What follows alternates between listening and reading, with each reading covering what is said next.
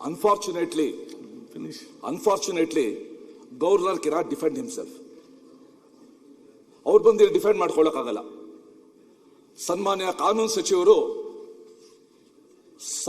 Sir ನೀರು ಕೊಡೋದಿಲ್ಲ ಮಾತಾಡ್ಲಾ? ಸಂವಿಧಾನದ ಪರಿಚಯದ 175, 163 ಉದಾಹರಿಸ್ತಾ ರಾಜ್ಯಪಾಲರ ಮೇಲೆ ಒಂದಷ್ಟು ಆರೋಪಗಳನ್ನ ನೀವು ಮಾಡಿದ್ದೀರ, ಹೇಗೆ ಸಂವಿಧಾನ ಉಲ್ಲಂಘನೆ ಮಾಡಿದ್ದಾರೆ ಅಂತ. 175 ಏನು ಹೇಳುತ್ತೆ? ಅದಕ್ಕೋಸ್ಕರ ಅಶ್ವತ್ಥನ ಹೇಳಿದ್ರು ದಯವಿಟ್ಟು ಪೂರ್ತಿ ಓದಿ ಅಂತ. 175 ಏನು ಹೇಳುತ್ತೆ? ಅಲ್ಲ, ಒಂದು ನಿಮಿಷ 176 ಓದೋಣ. 176 ಓದ್ತೀನಿ. At the commencement of the first session after each general election to the Legislative Assembly and at the commencement of the first session of each year, the Governor shall address ಅಂತ ನೀವು ಹೇಳ್ತೀರಾ. ಶಲ್ ಅನ್ನೋದನ್ನ ಒತ್ತಿ ಹೇಳ್ತೀರಾ. ಆ address ಅನ್ನೋದು ಕೂಡ ಹೇಳಬೇಕು. ಅಡ್ರೆಸ್ ಅಂದ್ರೆ ಏನು? ಇಂಪಾರ್ಟೆಂಟ್. ಅಡ್ರೆಸ್ ಅಂದ್ರೆ ನಾನು ಕೊಟ್ಟಿರೋ ಡಿಕ್ಷನರಿನಲ್ಲಿ ಅಡ್ರೆಸ್ ಅಲ್ಲಿ ಭಾಷಣ ಮಾಡು, ಸಂಬೋಧಿಸು, ವಿಳಾಸ ಬರೀ ಅದೆಲ್ಲನೂ ಕೊಡಿಯೋದು. He has come and addressed here. ಇನ್ನು ಮುಂದೆ ಏನು ಓದಬೇಕು ಅನ್ನೋದು ಒಂದು ಪ್ರಶ್ನೆ. ನಿನ್ನೆ ಈ ಘಟನೆ ಆದ್ಮೇಲೆ ರಾಜ್ಯದ ಅನೇಕ ಕಾನೂನು ತಜ್ಞರು ತಮ್ಮ ಅಭಿಪ್ರಾಯವನ್ನು ವ್ಯಕ್ತಪಡಿಸಿದ್ರು. ನಾವು ಮಾಧ್ಯಮದಲ್ಲಿ ಓದಿದ್ದೀವಿ. ಬಹಳ ಜನ ಹೇಳೋದೇನು, ಸರ್ಕಾರ ಕೊಟ್ಟಿದ್ದ ಪೂರ್ತಿ ಓದಬೇಕು ಅಂತ ಏನೂ ಇಲ್ಲ. ಮತ್ತೆ ಮೇಲ್ಮನೆಯ ಸಭಾಪತಿಗಳೇ ಹೇಳಿದ್ದಾರೆ, ಮೊದಲನೇ ಸೆಂಟೆನ್ಸ್ ಓದಿದ್ದಾರೆ, ಕೊನೆ ಸೆಂಟೆನ್ಸ್ ಓದಿದ್ದಾರೆ, ಪೂರ್ತಿ ಅಡ್ರೆಸ್ ಮಾಡ್ದಂಗೆ ಆಯ್ತು ಅಂತ ಸಭಾಪತಿಗಳೇ ಹೇಳಿದ್ದಾರೆ. ಇದು 2ನೇ ಭಾಗ. 3ನೇ ಭಾಗ, ನೀವು ಗವರ್ನರ್ ಸ್ಪೀಚ್ ಪೂರ್ತಿ ಮೈ ಗೌರ್ಮೆಂಟ್ ನನ್ನ ಸರ್ಕಾರ ಅಂತ ಓದಿಸ್ತಾ ಹೋಗ್ತೀರಾ. ಒಂದು ಅಂದಾಜು ಪ್ರಕಾರ 75 ಸಲ ಹೇಳಿಸಿದ್ದಾರೆ ನನ್ನ ಸರ್ಕಾರ ಅಂತ, ಒಂದು ಅಂದಾಜು. ಅದ್ರ ಬದಲು ಮೈ ರೂಲಿಂಗ್ ಪಾರ್ಟಿ ಅಂತ ಹೇಳಿಸಿದ್ರೆ ಪ್ರಾಯಶಃ ಚೆನ್ನಾಗಿರ್ತಾ ಇತ್ತು. Ruling party is completely different from government. As a ruling party chief, as A leader of the Congress legislature party, ಅವ್ರು ಬೇಕಾದ ಮಾತಾಡ್ಲಿ, ನಾಟ್ ದ ಗವರ್ನರ್.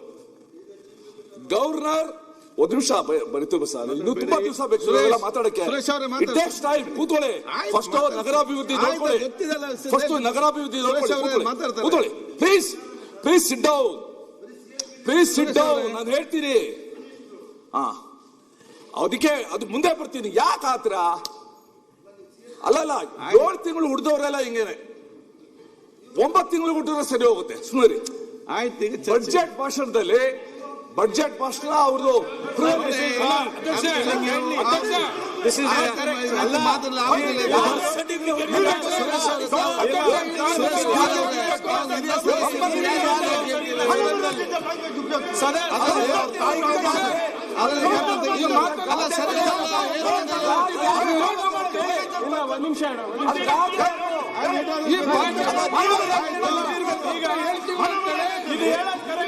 ಕರೆದು ತೆಗಿರೋದು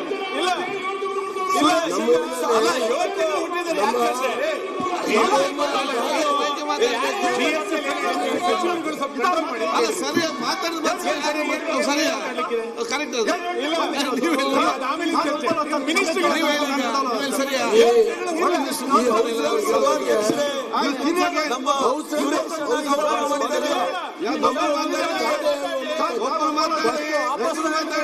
ಇಲ್ಲ ಅಧ್ಯಕ್ಷರೇ, ಯಾರು 7 ತಿಂಗಳು ಹುಟ್ಟಿಲ್ಲ, ಇಲ್ಲ 9 ತಿಂಗಳು ಹುಟ್ಟಿಲ್ಲ. ಆಯ್ತು ಬಿಡಿ. ಇವರ ಸೀನಿಯರ್ ಮೆಂಬರ್ ಆ ರೀತಿ ಹೇಳಿ ಸರಿಯಲ್ಲ. ನಾನು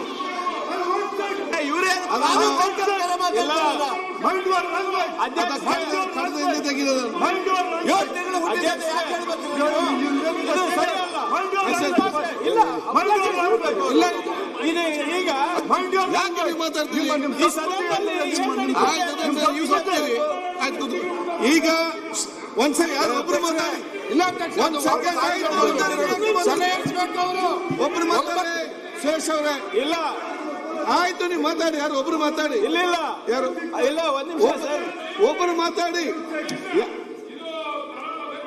ಇಲ್ಲ ಯಾರ್ದು ಒಬ್ರು ಮಾತಾಡಿವ್ರೆ.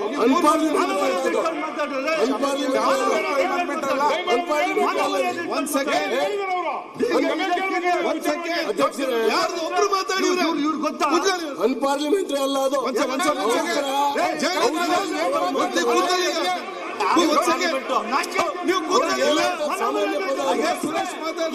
ಡಿಫೆಂಡ್ ಮಾಡ್ತಾ ಇದ್ದಾರೆ. ಆಯ್ತು, ಸುರೇಶ್ ಸುರೇಶ್ಗೆ ಮಾತಾಡಲಿಕ್ಕೆ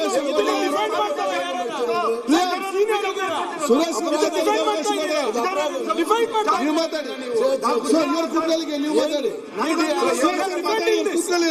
ಇಲ್ಲ ಅವ್ರು ಮಾತಾಡಿದ್ರೆ ಅವ್ರು ಮಾತಾಡಿ.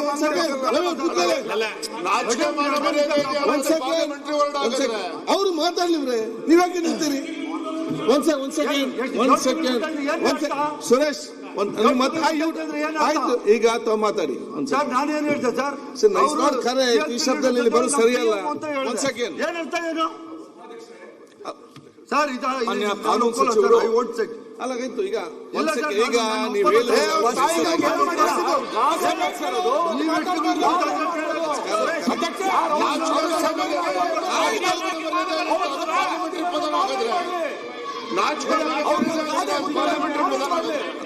ಬೆಂಕಿ ಹಚ್ಚಿದ್ದಾರೆ ಅಂತ ಹೇಳಿದ್ರು. ಈ ಸೀನಿಯರ್ ಅಂತ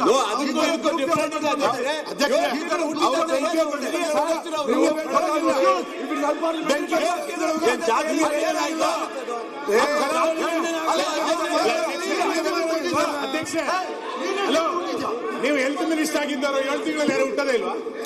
ಆಯ್ತಪ್ಪ ನೋಡಿ, ನೀವು ಸುಮ್ಮನೆ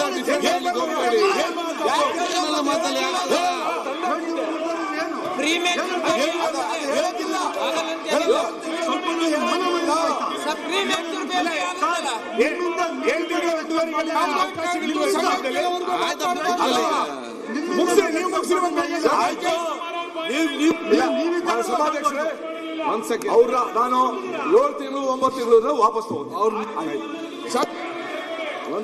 ಕ್ಷಮೆ ಎಲ್ಲ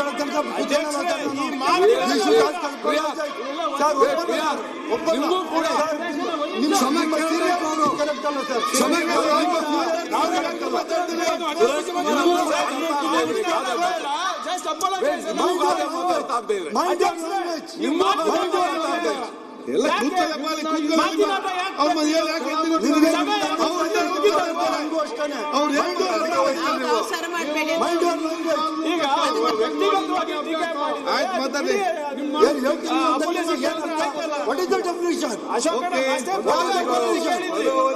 ಇಲ್ಲ,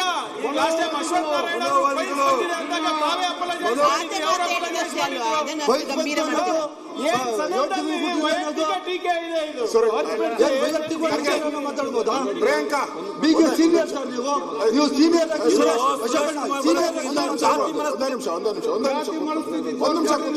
ಇಲ್ಲ, ಯಾವುದೇ ಕಾರಣಕ್ಕೂ ಅವ್ರು ಮಾತಾಡಬಾರ್ದು. ಈಗ ಅವರು ಸುರೇಶ್ ಕುಮಾರ್ ಅವರು ಮಾತಾಡಬೇಕಾದ್ರೆ ದಯವಿಟ್ಟು ವಿರೋಧ ಪಕ್ಷ ನಾಯಕರು ಕೂಡ ನಾವು ಮಾತಾಡಬಾರ್ದು. ಅವ್ರು ಸಭೆ ಕೇಳೋದು ಮುಖ್ಯಮಂತ್ರಿ ಮಾತಾಡ್ತಾರೆ. ಒಂದ್ ಸೆಕೆಂಡ್ ಬಸವ ತುರಿಯಾಲ್, ಗಣೇಶ್, ಆನಂದ್, ಸುರೇಶ್ ಇಲ್ಲಿ ಮುಖ್ಯಮಂತ್ರಿ ಎದ್ದು ನಿಂತಿದ್ದಾರೆ. ನಿಮ್ಗೆ ಏನಾಗಿದೆ ಎಲ್ಲರಿಗೆ? ಅವರ ಮನಸ್ಥಿತಿ ತೋರಿಸ್ತಾ ಇದೆ ಆ ಮಾತುಗಳು. ಆಯ್ತು, ಮಾನ್ಯ ಸುರೇಶ್ ಕುಮಾರ್ ಅವರು ಹಿರಿಯ ಸದಸ್ಯರು, ಅವರು ಮಾತನಾಡೋಕ್ಕೆ ನಮ್ದೇನು ತಕರಾರಿಲ್ಲ. ಮಾತನಾಡಲಿ, ಸಂವಿಧಾನ ಓದಿ ಹೇಳಲಿ, ಅದ್ರ ಬಗ್ಗೆ ತಕರಾರಿಲ್ಲ. ಬಟ್ ಅದು ಬೈತಿ ಸುರೇಶ್ ಅವರಿಗೆ ಹೇಳಿದಂಥ ಮಾತುಗಳಿದೆಯಲ್ಲ, ನೀವು 9 ತಿಂಗಳು ಹುಟ್ಟಿದ್ದೀರಿ, 7 ತಿಂಗಳಿಗೆ ಹುಟ್ಟಿದ್ದೀರಿ, ಅದು ಆಯ್ತು. ಎಲ್ಲ 7 ತಿಂಗಳಿಗೆ ಹುಟ್ಟಿರೋದು ಅನ್ನೋದು ಇದೆಯಲ್ಲ. ನನಗೆ ಜಾನೇಂದ್ರ ಅವರೇ ಎಂತ ಕೆಲಸ ಸುಮ್ಮನೆ. ಆಯ್ತು, ಸುಮ್ಮನೆ ಅದೆಲ್ಲ ಹೇಳ್ತಕ್ಕಂಥದ್ದು ಸರಿ ಇಲ್ಲ. ಅದು ಕಡತಿನ ತೆಗೆದಾಕಿ ಅವರು ಈಗ ಹೇಳಿದ್ದಾರೆ, ವಾಪಸ್ ತಗೋತೀನಿ ಅಂತ ಹೇಳಿದ್ದಾರೆ. ಸಾಕು, ಅಷ್ಟಕ್ಕೆ ನಿಲ್ಸೋಣ, ಮುಂದೆ ಹೋಗಿ. ಓಕೆ, ಅದನ್ನ ಕರೆದು ತೆಗ್ತಾ ಇದ್ದೀವಿ ಸರ್. ಮಾನ್ಯ ಸಭಾಧ್ಯಕ್ಷರೇ, ಕಾನೂನು ಸಚಿವರು ಆರ್ಟಿಕಲ್ 163ನ ನೀವು ಉಲ್ಲೇಖ ಮಾಡಿದ್ದೀರ. ಅದರಲ್ಲಿ ಹೀಗೆ